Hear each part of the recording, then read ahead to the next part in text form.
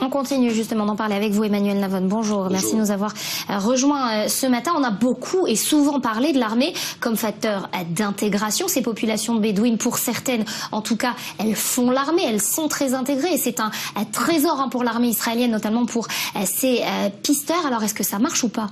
Alors, il y a effectivement, c'est un problème complexe. Il y a une grande partie de la population bédouine qui est bien intégrée dans la société israélienne, donc, comme vous l'avez rappelé, dans l'armée. Mais il y a également de gros problèmes au niveau des terres dans le Negev, dans le désert du Negev, puisque je vous rappelle que ces populations, dans le passé, étaient des populations nomades. Et avec la formation des frontières après la Deuxième Guerre mondiale, la formation d'États-nations, l'indépendance d'Israël et des États voisins, eh bien, ces frontières se sont fermées et les populations nomades en question sont devenues bloquées, entre guillemets, dans les pays en question, dont en Israël avec la population bédouine.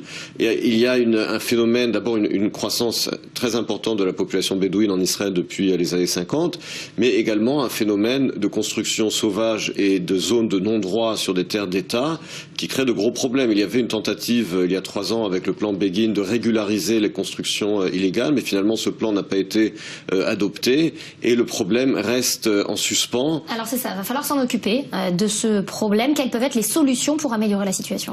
Alors il faut effectivement régulariser le problème des terres. Alors le gouvernement israélien a construit une ville qui s'appelle Rahat, qui est la plus grande ville bédouine du Proche-Orient, mais de nombreuses familles bédouines refusent de se vraiment sédentariser et continuent de construire comme ça des espèces de bidonvilles à la va-vite. Il faut absolument arriver à une solution entre le gouvernement et les représentants locaux des Bédouins. Il y a, semble-t-il, avant l'événement d'hier, il y avait une tentative d'arriver à un accord sur les maisons en question qui ont été détruites.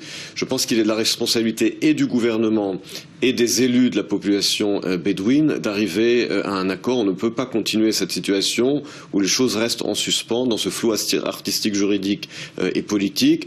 Avec le gouvernement, il faut également parler du timing qui décide de ces destructions, effectivement. Également, c'est lié, bien entendu, à ce qui doit se passer à Hamona.